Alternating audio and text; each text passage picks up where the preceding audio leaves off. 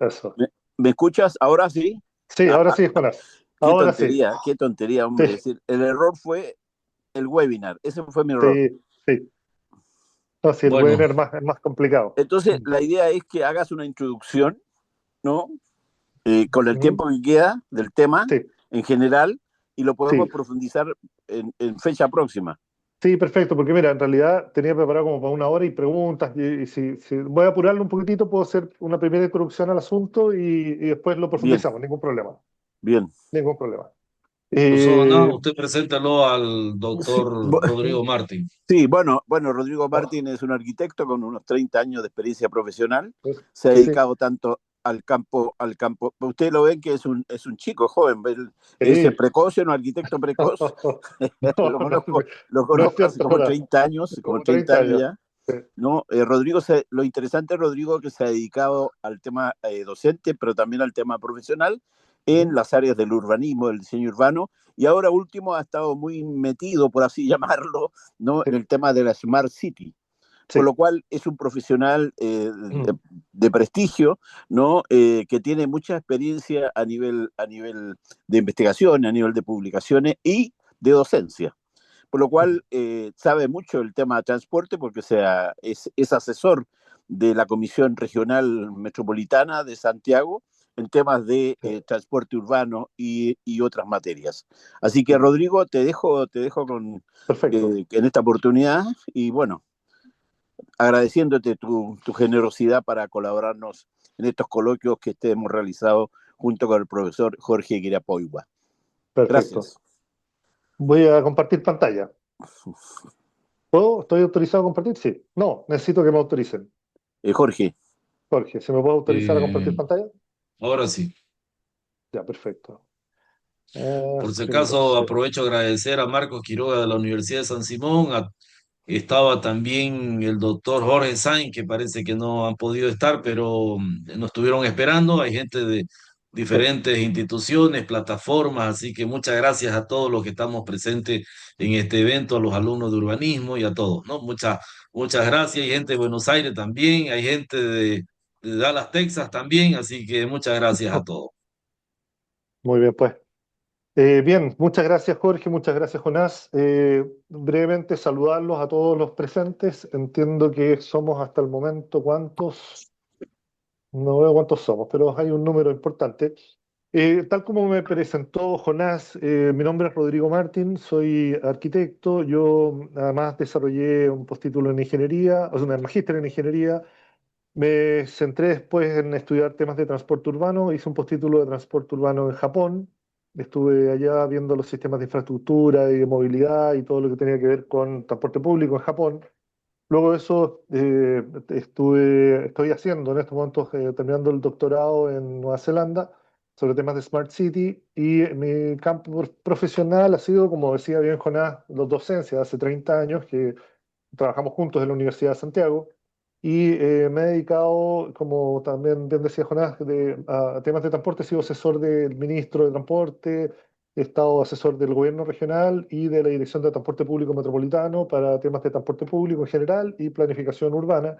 Y he desarrollado diversos proyectos de asistencia técnica en el gobierno regional y en distintas entidades estatales dentro del país. Hoy día les voy a contar un poco lo que me encargaron, digamos, contarles hoy día. El nombre que le pusimos a esto fue el Sistema Integrado de Transporte de la Ciudad de Santiago y la Planificación Metropolitana, cómo se planifica la metrópolis de Santiago. Entonces quiero partir hoy día con contarles un poco lo que es Santiago. Seguramente ustedes tienen algunas imágenes de lo que es la ciudad, un poco lo que estamos viendo acá. Esta es la imagen clásica que se presenta de Santiago regularmente. Es el edificio más alto de Chile, el Costanera Center, tenemos 72 pisos, y esa es una visión de la zona de Las Condes, un sector de la ciudad de Santiago. Una particularidad de Santiago que aquí se puede ver también es que estamos rodeados de cordillera. Santiago estamos al borde de la cordillera de los Andes y tenemos ahí montañas importantes. Tenemos la Sierra de Ramón, tenemos el Plomo, que es un cerro que está muy cerca de Santiago y que tiene 5.300 metros. Entonces tenemos una geografía bastante particular. Santiago está en un valle, ¿verdad? Pero tenemos esta montaña que nos rodea permanentemente, que nos da ese marco que en estos días hace poco llovió y tenemos nieve, así que se está empezando a ver tal como lo vemos en la foto. Bien, pero vamos a algunos datos. Como no todos probablemente conocen en detalle lo que es Santiago, quiero partir contándoles un poco de la ciudad. Esta es la foto de Google Earth de Santiago, y aquí podemos ver la estructura principal de la ciudad. Como les planteaba, aquí tenemos el norte hacia arriba, ¿verdad? Hacia el lado derecho está la cordillera. Lo primero que vemos es la Sierra de Ramón, y detrás de eso ya parte propiamente tal la cordillera. Y este anillo, que es el anillo Vespucio, que es el anillo de circunvalación de la ciudad, que tiene, para que tengan una idea, aproximadamente en el ancho unos 17 kilómetros y en el alto, que es un poquito más alto, tiene 22 kilómetros aproximadamente de dimensión. Ese es el perímetro del área central de Santiago, y luego eso tenemos todo el crecimiento urbano de la periferia hacia el borde de la cordillera y especialmente hacia el lado sur, donde avanza hacia las zonas agrícolas. Este es un poco el perfil general que tiene la ciudad, ¿verdad? Lo que vamos a ver. eh, y algunos datos de la ciudad, ¿verdad? Estuvimos haciendo un estudio recientemente. Podemos decir que es una ciudad de 7,4 millones de habitantes, ¿verdad? Dentro del área de la región metropolitana, pero si vemos la mancha urbana propiamente tal, la mancha de ciudad, digamos, no necesariamente el límite administrativo, sino más bien lo que uno ve a nivel aéreo, digamos, la mancha de ciudad propiamente tal son 6,9 millones de habitantes. La región metropolitana tiene 15.395 kilómetros cuadrados, pero la mancha urbana también son 929 kilómetros cuadrados de ciudad. Nuestra densidad promedio en la región son 480 habitantes por hectárea, pero si vamos a la mancha urbana, la zona más densa de ciudad propiamente tal, 7.459 habitantes por kilómetro cuadrado. El PIB, ¿verdad? 29.000, los 29.000, digamos, el PIB per cápita. Y un detalle, tenemos una partición modal, nuestra distribución de viajes, que voy a profundizar un poco dentro de eso, ¿verdad? Que está dividida en ciertos tercios, que lo voy a explicar a continuación, ¿verdad? Para que entendamos cómo es el comportamiento de la ciudad y cómo funciona. Y por último, áreas verdes, tenemos 4,5 metros cuadrados por persona distribuidos de una manera muy irregular en la ciudad, porque no es parejo para nada, y ahí les voy a explicar las polarizaciones y las divisiones que tiene esta ciudad. Lo segundo es que esta ciudad de Santiago está distribuida en un conjunto de municipios. Cada municipio tiene un alcalde y estas son cada una de las municipalidades. Podemos ver la zona oriente, ¿verdad? La zona que va hacia la cordillera, donde está Lo Barnechea, Vitacura, Las Condes, La Reina, Peñalolén, ¿verdad? Tenemos las comunas que van de borde y luego de eso aquí en el centro, la comuna central original de Santiago, la comuna de Santiago propiamente tal, que es donde está el centro fundacional de la ciudad y todas las otras comunas que lo rodean, ¿verdad? Es el conjunto total de comunas que tenemos dentro de lo que llamamos el Gran Santiago, todas las comunas que la componen. Y cuando me refería a la mancha de Santiago, me refería a la zona donde uno puede reconocer edificación, ¿verdad? Hay unos vacíos en algunos lugares, pero la mancha de Santiago es no el límite administrativo, sino más bien el límite de lo construido dentro de la ciudad. Ahora, para ir entrando un poco en el funcionamiento de la ciudad, el primer componente que les estaba mencionando, que es reconocible cuando uno observa la ciudad, es el anillo Vespucio, que es el anillo de circunvalación vehicular, que es una vía concesionada. La primera estructura de movilidad que tenemos en Santiago son las autopistas concesionadas, que son autopistas de pago. La autopista Vespucio es la circunvalación mayor, y luego de eso el eje norte-sur, que cruza la ciudad y que conecta todo el país. Y este eje se divide en dos al pasar por Santiago, entre lo que llamamos la norte-sur, que es la que está más hacia el oriente, y luego de eso la General Velázquez, que es la que está hacia el poniente. Y esta sería la segunda estructura que divide la ciudad y también es una autopista concesionada, una autopista de pago. Y por último tenemos la Costanera Norte, que es la autopista que conecta el aeropuerto de Santiago, que está en este punto. No sé si están viendo mi cursor. ¿Ven mi cursor o no? ¿Sí? ¿Se ve? Estoy moviendo el cursor ahí en el aeropuerto. Sí, se ve, se ve. Perfecto, ya. Entonces, desde el aeropuerto tenemos una autopista que se llama Costanera Norte que conecta con el sector oriente de la ciudad, que es una infraestructura también concesionada, una infraestructura de pago que permite desplazarse desde las zonas más pudientes de la ciudad hacia el aeropuerto en tiempos muy cortos, ¿verdad? Y es una autopista subterránea que va por el borde del río Mapocho, que también es un componente importante de la ciudad que va precisamente en ese mismo trazado, donde está la autopista Costanera Norte. Y luego de eso tenemos aquí una secuencia de otras vías importantes de movilidad vehicular, de vehículos particulares, pero quiero decirles que en general, no, para mí personalmente creo que una de las cosas complejas de la ciudad son los vehículos particulares. Creo que es mucho más importante otros sistemas de movilidad y de transporte dentro de la ciudad, como el transporte público o como son los sistemas sostenibles de movilidad. Ahora, para describirles el sistema integrado de transportes de Santiago, tengo que partir explicándoles las demandas de movilidad que tiene la ciudad, para entender cuáles son las razones de por qué la gente en la ciudad se mueve, en qué magnitud se mueve, desde dónde, hacia dónde se mueven y por qué tenemos el sistema de movilidad que tenemos. En la encuesta Origen y Destino, desarrollada por la SECTRA, que es una entidad asociada al Ministerio de Transportes en la en el país de Chile y en la ciudad de Santiago, tenemos en la última encuesta que se hizo ya hace bastante tiempo, que es una encuesta que nos habla de una cantidad de viajes al día en Santiago de 18 millones. 18 millones de viajes se producen cada día en la ciudad de Santiago. Y este movilidad nos habla de que aproximadamente tenemos 2 punto algo viajes por persona al día. O sea, estamos con esos 7 y algo millones de personas, se está moviendo 2 punto algo y eso nos da 18 millones. Los movimientos que tenemos están distribuidos en una partición modal bastante específica en Santiago. Y esto es bien interesante verlo, sobre todo cuando uno compara con otras ciudades en Sudamérica y en el mundo. Tenemos una partición modal en la cual podemos ver que el transporte privado está en el orden de los 5.800.000 viajes, o sea, un tercio de esos 18 millones. Y si sumamos transporte público tanto en metro como en bus, también nos aproximamos a los 6 millones y nos quedan las caminatas, que son también 6 millones. O sea, podríamos decir que Santiago tiene la particularidad de que su movilidad está separada en tres tercios. Un tercio transporte privado, un tercio transporte público y un tercio que tiene que ver con la movilidad peatonal, la caminata y la bicicleta y otros medios sostenibles. Y la dirección de estos movimientos, aquí podemos ver un plano que corresponde a la identificación de las conexiones a antenas de teléfonos celulares, donde se observa el transporte entre las diferentes comunas y se puede ver el eje central de la ciudad, que es el eje oriente-poniente, que va desde la comuna de Maipú a Santiago y de Santiago hacia la zona de Las Condes, Vitacura, que ese es el movimiento más dominante que tiene la ciudad en general. Este plano es un plano de movilidad de celulares, así que nos da una visión bastante precisa, digamos, de cuántas personas se están moviendo dentro de la ciudad de Santiago. Y tenemos aquí los datos que les decía recién de las encuestas Origen y Destino que se realizó el año 2012. Aquí quiero pedirles que observemos la evolución que ha tenido este comportamiento al año 2024.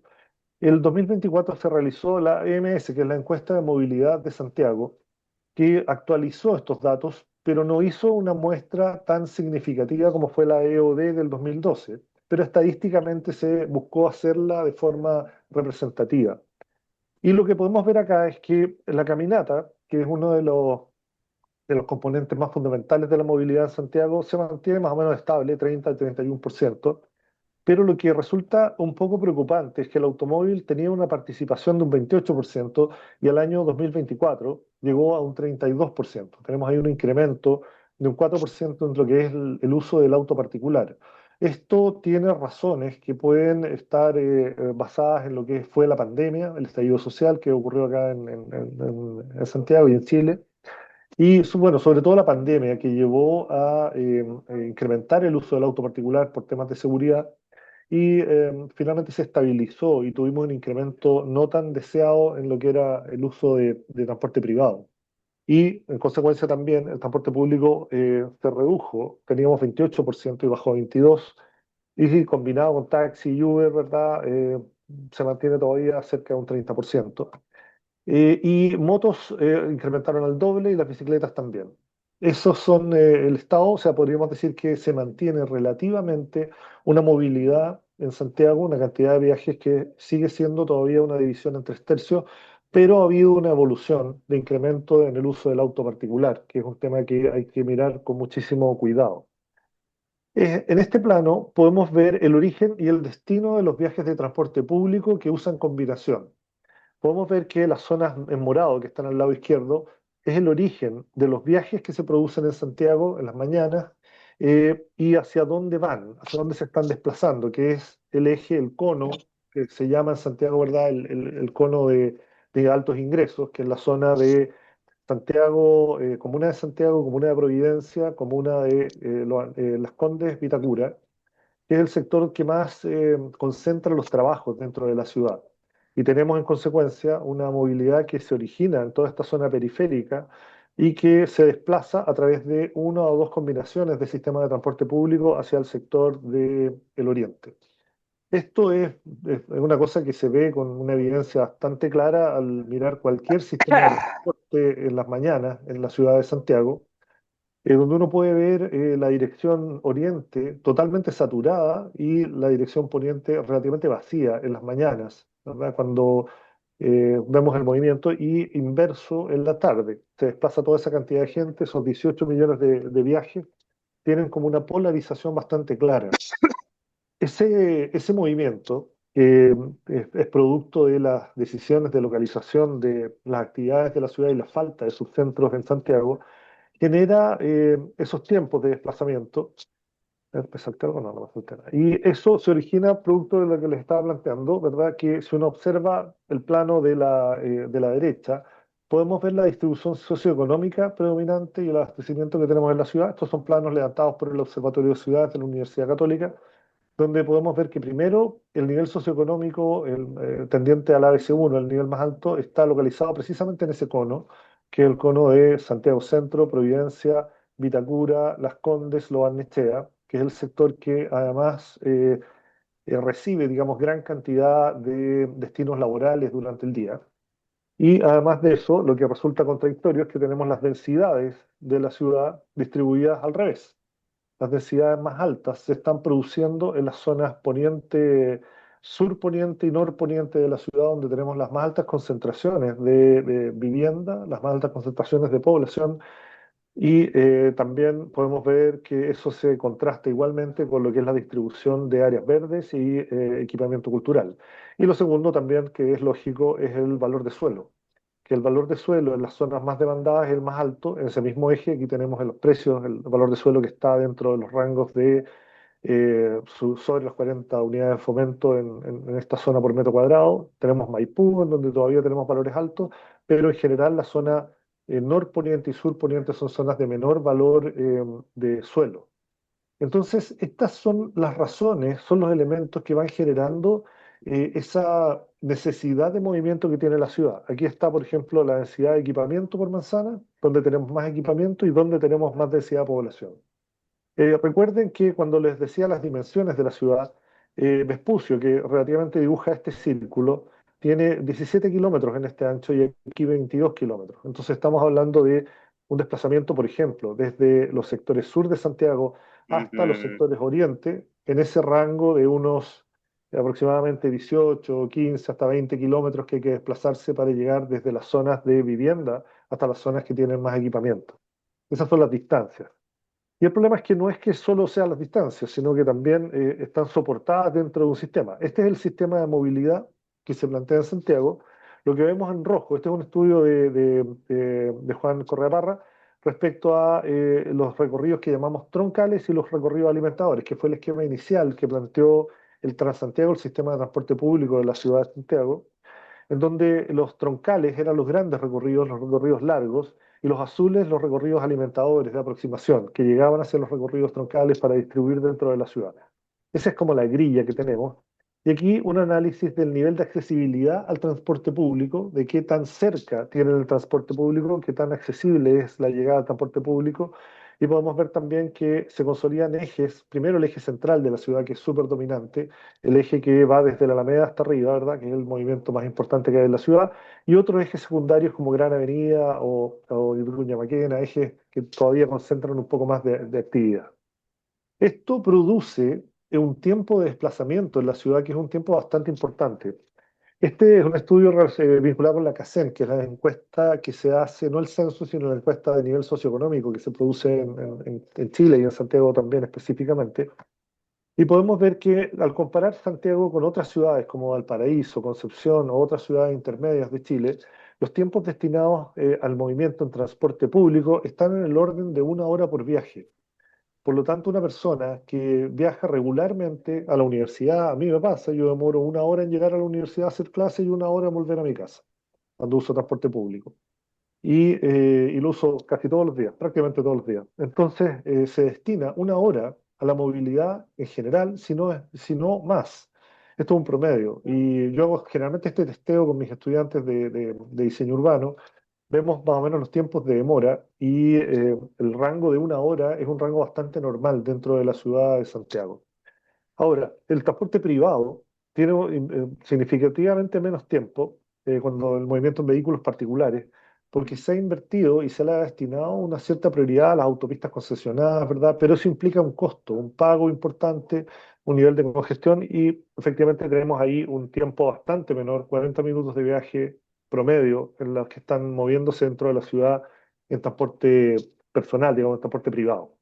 Luego está la caminata y la bicicleta, ¿verdad? Que tienen rangos mucho menores, pero también distancias mucho menores. La caminata y la bicicleta dentro de Santiago se utilizan principalmente para movimientos dentro de la misma comuna. Movimientos cortos, que son en algunos casos entre 2, 5, hasta 7 kilómetros, pero no más que eso. Y los movimientos largos, los que tienen que moverse 15 o 20 kilómetros, son regularmente transporte público y transporte particular en vehículos. Y esos son los tiempos que están asociados a ese tema. También eso está desagregado, se vincula directamente con el nivel socioeconómico, ¿verdad? Cuando vemos los distintos oficios, que este es el mismo estudio de la CACEN, que identifica nivel socioeconómico y oficios, podemos ver que, para hacer un extremo, ¿verdad? Los gerentes de empresas están destinando 35 minutos a desplazarse, porque de partida viven más cerca de su trabajo y utilizan vehículos particulares, y los obreros de la construcción se demoran 70 minutos en su viaje porque viven más lejos y usan transporte público. Por lo tanto, esa es un poco la radiografía de la movilidad que tenemos en Santiago, el problema que existe acá. Bien, una vez situado eso, quiero entrar ahora en la respuesta que tiene la ciudad en cuanto a nuestros sistemas de movimiento.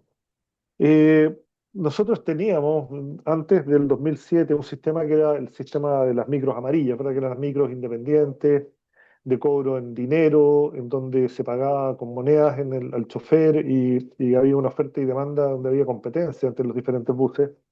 Y el 2007 parte lo que es el sistema de Transantiago, el sistema de transporte público coordinado, que diría que una de las cosas importantes que tiene es que integra todo lo que es el transporte de superficie, o sea, los buses, con el metro, el transporte subterráneo, con el metro tren, que es un tren de proximidad que parte, que nos lleva hacia la periferia de Santiago, y lo hace todo a través de probablemente el dato más importante del sistema de transporte, que es la tarjeta VIP. La tarjeta VIP es una tarjeta de pago, de prepago, para pagar el transporte, que sirve para todos los distintos medios y que además combina los pagos y permite pagos compartidos entre los diferentes sistemas de transporte. Ahora estamos también con el sistema QR telefónico, donde uno puede pagar depositando en el teléfono y eso les permite además tener un descuento con un número específico de viaje. Entonces, tenemos estas 32 comunas, ¿verdad?, que están en esos 800 kilómetros cuadrados, que es lo que se llama la provincia de Santiago, y el sistema de transporte cubre 750 kilómetros cuadrados más o menos, ¿verdad? Y está sirviendo aproximadamente a 7 millones de habitantes directamente, prácticamente toda la población de la región metropolitana. Este es el trazado de los recorridos de Transantiago. Como decía, partió con una lógica de alimentadores y troncales. El mapa es imposible entenderlo, ¿verdad? El mapa era una locura. Se partió haciendo este mapa y distribuyéndolo y era imposible que alguien encontrara aquí sus caminos. Esto fue reemplazado rápidamente por gráficas diferentes y por sistemas digitales de consulta para entender los recorridos que teníamos en Santiago. Y aquí el recuerdo, ¿verdad? Lo que teníamos originalmente, estas son las micros más antiguas y estas eran las micros amarillas que teníamos en Santiago, las famosas micros independientes. Y pasamos a este estándar de buses. En estos momentos, una de las cosas que también es muy importante es que tenemos la flota de buses eléctricos más grande del mundo después de China. Y el objetivo de eso es que, bueno, primero, el bus eléctrico es un bus más caro que el bus Euro 6 o el que sea, pero es más barato de operación, muchísimo más barato de operación y mucho más barato de mantención. Son buses que consumen, son más eficientes en el uso de la energía, son mucho más eficientes en su mantención y además tienen componentes significativos de reducción de ruido dentro de la ciudad. O sea, son buses que han generado una flota que nos tiene bastante conformes, de una muy buena calidad de buses. ¿Y cómo opera el sistema? El sistema, esto es un poco la estructura administrativa, para que se entienda cómo estamos funcionando. El mandante del sistema de transporte público de Santiago es el Ministerio de Transporte a través de la DTPM, la Dirección de Transporte Público Metropolitano, y también está la DTPR, que es la Dirección de Transporte Público Regional. Luego de eso, se concesionan a distintas empresas, hay 15 empresas, está Subuf, Bule, todas las que están acá nombradas, que son concesionarios privados, que ellos participan en una licitación y presentan presentan en el... Uy, se nos va a caer el Zoom, Jorge. Estoy, me parece, sí, parece que se nos pagaron. Voy a tratar de poner un poco una parte y por último, si dejamos algo pendiente, lo continuamos después. Pero la parte más importante era después del sistema de transporte. Bueno, este es el sistema, ¿verdad? Los buses concesionados y luego eso tenemos metro y ferrocarriles del Estado que hacen los trenes de aproximación. Ese es el sistema completo. Este sistema está completamente integrado a través de la tarjeta VIP y empresas que manejan las finanzas y todo lo que es la programación de flota. Datos, solo para tener algunos datos, del año 25, el año pasado, el informe que sacó la ETPM, 5,6 millones de usuarios que estaban funcionando usando esto, 958 millones de viajes al año, eso es al año, ¿verdad? En un día, 5 millones de transacciones, los tres sistemas de transporte, bus, metro y tren, conectados a las 7 líneas de metro, ¿verdad? Tenemos, voy a ir un poquito, voy a saltar un par de cosas para que alcancemos a ver un poco más. Estos son los estándares de buses, ¿verdad? El bus que se está trabajando ahora, el bus eléctrico, con accesibilidad universal, con asientos abatibles, y hay buses también articulados, buses un poquito más grandes. Ya, decir que tenemos, que es una cosa sumamente importante en relación a lo que son los autos, 445,8 millones de, perdón, kilómetros de vías segregadas, vías específicas para los buses. Este es un componente súper importante porque permite la velocidad, que tengan una velocidad suficiente y que sean competitivos con lo que son los vehículos particulares. Y tenemos del orden de los 11.000 puntos de parada dentro de la ciudad. Aquí voy a andar un poquito más rápido, donde se opera con las zonas pagas, que las zonas pagas son espacios un poco al espíritu de Curitiba, ¿verdad? De generar un espacio de transbordo en donde la tarjeta VIP nos permita cambiar de medio manteniendo el mismo pago que habíamos efectuado en el medio anterior. 11.000 paraderos, ¿verdad? 9.000 con refugio. Estos son los estándares de paraderos, que también son estándares definidos por la ETPM, que tiene una unidad de infraestructura. Teníamos este tema del troncal alimentador, pero eso ha ido cambiando y ahora tenemos, lo que se buscó fue que superáramos los conflictos del principio del sistema, que era básicamente el movimiento de muchos transbordos, porque había mucho alimentador y mucho troncal, y ahora se está intentando que sea solamente un transbordo máximo por persona, tratando de tener recorridos un poco más largos y hacer más eficiente el sistema. Existe una planificación para esto, que es el Plan Maestro de Infraestructura de Transporte. El Plan Maestro se actualiza año a año y es un plan maestro que evalúa todos los desarrollos futuros e integraciones que debe tener el sistema, que incluye, como decía, ferrocarriles, metro y buses de superficie. Y también todo lo que es la infraestructura de vías segregadas y todo lo demás. Hay un centro de monitoreo, un centro de control. Aquí podemos ver en la fotografía a Juan Carlos Muñoz, el ministro, que es saliente ahora, y Paola Tapia, que es la directora de TPM. Cuando ella fue ministra de Transporte ante el gobierno anterior de Bachelet, yo fui asesor de ella directamente y trabajamos en todos estos sistemas. Y aquí está, como decía, el sistema de control que lo maneja Sonda, donde están monitoreados con GPS en tiempo real todos los buses, y esos se llevan hacia aplicaciones, que son aplicaciones que todos los usuarios pueden ver en los paraderos, cuánto es el tiempo de demora del bus, y se actualiza minuto a minuto para que puedan saber cuándo va a llegar el bus que van a tomar y cómo esto va a funcionar. Costos, esto es bien importante, los costos que tiene el transporte en general, ¿verdad? Estos son los valores en pesos. El dólar cuesta en estos momentos 900 pesos, así que estamos hablando de 80 centavos de dólar, 80 y algo centavos de dólar el costo del pasaje, pero como pueden ver, si uno toma, el bus cuesta a diciembre del 95 770 pesos y el metro 870, pero si tú viajas en bus y luego te subes al metro, solo pagas la diferencia, o sea, 100 pesos. Y si vienes en bus y te cambias o sea, perdón, en metro y te cambias a bus, te sale cero, porque ya pagaste más que el monto que costaba el bus. Esa integración es sumamente importante y cuando estás en hora valle, en horas bajas, si pasas de bus a metro, pagas solamente los 10 pesos de diferencia, o los 20 pesos de diferencia, perdón, que es lo que corresponde a la diferencia entre lo que es el valor del pasaje de valle del bus y el de micro. Esto además es efectivo durante 2 horas, durante 120 minutos tú puedes hacer intercambios entre los diferentes modos y se va ajustando el precio a la compensación de un modo al otro y no pagas nuevamente el pasaje completo, pagas solamente la diferencia. Y no existe ningún costo por distancia, que es un tema muy importante del sistema de transporte de Santiago y que es una especie de subsidio a las distancias y a los tiempos que son requeridos por Santiago para moverse y por lo tanto no tiene un costo adicional, digamos, desplazarse más, que no es lo común en muchos lugares del mundo. Si uno ve los sistemas de transporte en Inglaterra, en Japón, en distintos lados, uno paga por la distancia que se está desplazando por las zonas de ciudad que está accediendo. Aquí se paga lo mismo parejo en todos los lugares. Eso tiene un componente social en cierta medida para establecer justicia en el acceso. Ahora, evasión. Evasión es un componente muy importante, sobre todo en los países latinoamericanos. Tenemos ahí un tema cultural que es complejo. Y podemos decir que nuestra evasión en el año 2020 estaba en 46%, que era bastante alta. Se consiguió bajar hasta 36% en la época pandémica. ¿Verdad? Cuando entramos a pandemia volvió a subir y ahora estamos en 34%. Estamos casi en el indicador más bajo que hemos tenido en los últimos años. Y se está haciendo fuertes campañas para controlar esto a través de la oferta de un buen servicio, de fiscalización y de control en zonas pagas. Eso es un poco la visión general del sistema de transporte de superficie, pero el socio importante de esto, no sé cuántos minutos me quedarán, Jorge, porque todavía no me queda el metro por delante para poder explicarlo. No, no, no, tranquilo, no, siga, siga, no, profesor. Ya, Siga, perfecto, siga. perfecto. Ya. Entonces, metro, que es el componente, el segundo componente fundamental y probablemente uno de los ejes más importantes de la movilidad de Santiago.